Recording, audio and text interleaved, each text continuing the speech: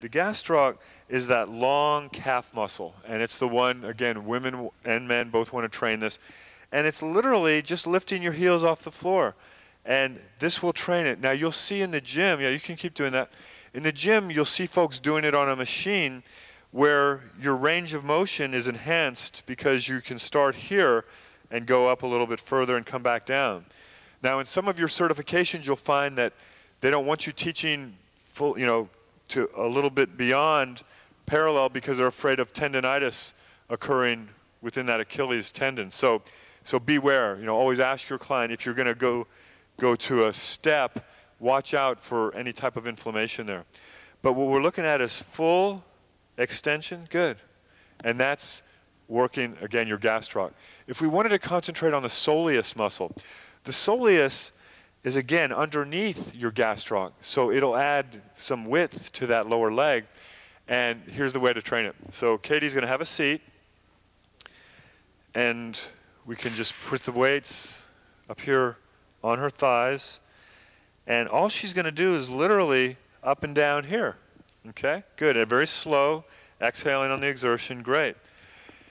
And when you're doing calf raises, we showed you first standing. And there's some myths out there. One myth is, well, if I turn my toes in, it's working a different part of my calves than when I turn them out. Well, what you're doing, you're internally or externally rotating your hip, and that has nothing to do with your calf muscles, all right? Now, on the other hand, there's been some research when you're training your soleus that when you do turn your foot slightly, like let's say you turn it slightly in, that there is a slight change in the motor pattern, and you do recruit muscles differently, but we have to be really careful here that the knee is over the toe. So even if it is turned inward, the knee has to remain over the toe for safety, and the same with turned outward, and to get that slightly different innervation. So we've got calf muscles, which is gastroc, and then bent knee for the soleus.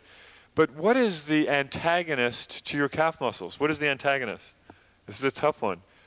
Yeah, the shins. Yeah, the shins right here. So do you train your client's shins? Probably not. And so we have to do that. And that muscle is called your tibialis anterior. And to train it, you can use a machine, which we're going to show you later, or you can use manual resistance or one of these cables. So we're going to show you the manual resistance and a cable. So if we could just sitting and have your ankles at the end of the bench. Yeah, you can just put those on the floor probably.